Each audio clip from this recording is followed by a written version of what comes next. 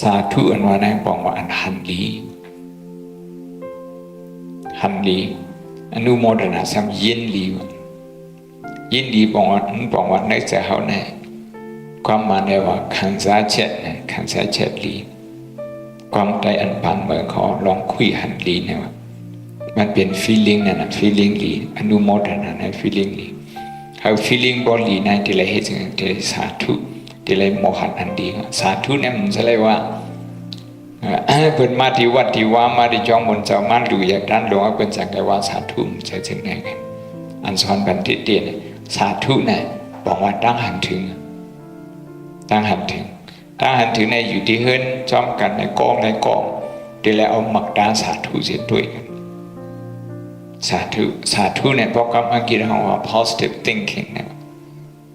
ความหมายว่าก้าวมีวาระนะก้าวหนาวนี่เอาจิตก้าวมีวาระอันลีมันดินมีไว้ก็ด้วยมันหันแรงอันเขาหันให้เขากะหันซ้ำกะหันอันลีมันเป็นอันหันลีแบบความไทยกับวันนั้นว่ามองแง่ดีมองแง่ร้ายโดยภายดีเลยต้องโดยภายจ้าโดยภายให้เพราะเป็นความผ่านที่โยนิโสมนสิการะอโยนิโสมนสิการเพราะมีโยนิโสมนสิการนะโดยด้วยทุกขาด้วยลองหยาบลองผืดเนี่ยยังเป็นกุศลอยู่เพราะหมดด้วยเนี่ยเพราะเป็นอโยนิโสมนสิการะเป็น negative thinking เนี่ยด้วยอันดีมันด้วยเขานุ่งโค้งหมดเลี้ยงหมดไว้อย่างไรด้วยเนี่ยใจยังไปซื้อเจอเนี่ยเป็นโค้งหมดเลี้ยงหมดด้วยเขาดีพักหวานในมีปากนาเขาเนี่ยใจยังไปซื้อเฮ็ดช้างไว้เฮิรนเหยื่อเฮิรนลงอยู่ในเฮิรนเหยื่อเฮิรนลงเนี่ยใจเนี่ยมันไปซื้อเลยมันขาดทีแล้วมันได้ขาดที่เฮิรนเนี่ยมันขาดทีแล้วมันได้ขาดที่ตั้งกินขาดทีแล้วมันได้ขาดที่คนลงตั้งไว้เนี่ยขาดทีแล้วมันได้ขาดที่รถที่ก้ามันขาดทีแล้วนะขาดที่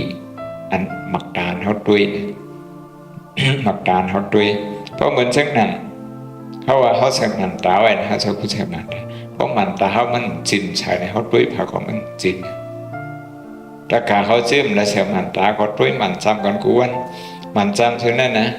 มันมดดี มันมีกลุ่มมันมีผลมีสังเกตจะขัดด้วยนานเนี่ยสองมันดีใช้มันใช้ด้วยสิ่งของมันใช้มันอยู่ที่มันนะมันอยู่ที่มูลนะอยู่ที่มูลนั่นมันมาคำไว้มันมาเป็นขีดาไว้นั่นก็บนนั้นที่เราเจ็ดเป็นมูลเนี่ยก็บนนั้นสาธุเนี่ยเป็น psychological exercise เป็นป้ายใจแต่ที่พึกตั้งใจเขาเนี่ยหันอันลีมันที่นอกเมืองในเป็นเหตุการณ์รีเสิร์ชเป็นเหตุการณ์ค้นคว้าลองในนั้นที่ชั้นจอมเมชิกันที่เมืองอเมริกันชั้นจอมสิสิงใหญ่ชาวสายเมืองมังรายเนี่ยคือชาวภาคเกียงตุเนี่ยก็เห็นที่นั่นมาเห็นมันจะเห็นที่เคมบริดจ์อันปรับมันไหนปรับมันอันมันจะเตรียมลองเจ้งตุงนั่นนะเจ้งตุงโครนิเกอร์ดังวัดป่าแดงโครนิเกอร์สองปอนสั้นสมิชิกันเขาพิมพ์บันเป็นปืนไต้อันมันจะขึ้นเตรียมไว้เป็นภายอังกฤษที่เรียกว่ามันจะปิดเงี้ยนะครับพินเอาภายพินน้ำไต้ขึ้นมาไม่เปลี่ยนเป็นภายอังกฤษเจ้งตุงโครนิเกอร์เนี่ยมีในห้องทุเรียนเขาก็มีป่าแดงโครนิเกอร์ในวัดป่าแดงที่เมืองเจ้งตุงแน่ มีเสามีแคบหินอัน6ปักผีพายบอกเช็ดปักผีนะเทียมให้ เป็นลีกเมืองสุโขทัยในเทียมว่าพุทธศาสนามาถึงดีเจียงถูกเมืองแล้วเนี่ยพุทธศาสนานั่นอันมาหอดทั้งเมืองเขาเนี่ยก็หอดทั้งเสียนวีฉะนั้นหอดทั้งจอกเมย์ฉะนั้นมันกูบอกเพชรอันนั้นในปืนมันมีที่นั่นอันนี้จะสายเมืองบางลายเอาขึ้นปีเป็นภายอังกฤษอันเขาแค่ลานซึ่งเนี่ยสั้นสมิชิกันเนี่ยมันก็มีลองเกี่ยวกันทั้งเขาอันที่นั้น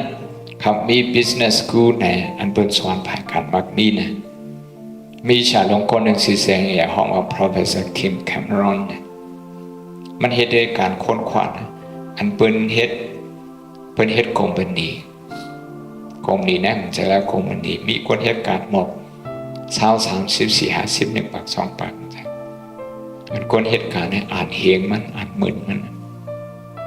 บนห้องว่า500 Fortune Company นั่นในคำผ่านเนี่ย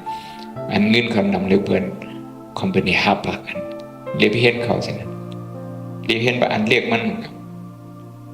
อันเขาอุบกันนะคอมพานีเขาที่เขาอีสังอุบกันนั่นนะเขามีสาธุความหลัดเนี่ยมีสาธุเพราะหลักอังกฤษเนี่ยมันมี2 ข้ออายนิโสมนสิการะนะเพราะเอามักตาอันมีขีตาขีผุนเช่นไอ้ด้วยกันเนี่ยอันปาลีของอายนิโสมนสิการะของอังกฤษเขาว่า what's wrong เนี่ยเขาขัดด้วยที่นั่นนะด้วยดีพิษมันด้วยดีพิษมันด้วยดีพิษมันเนี่ยนะครับไม่ดีพิษมันไม่ดีพิษมัน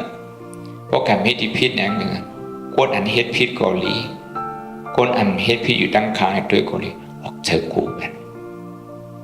พอออกจากกูเนี่ยสมัยยังเขียนพิษมันยังเห็นพิษเด็กกำเนิดพอออกจากกูพออ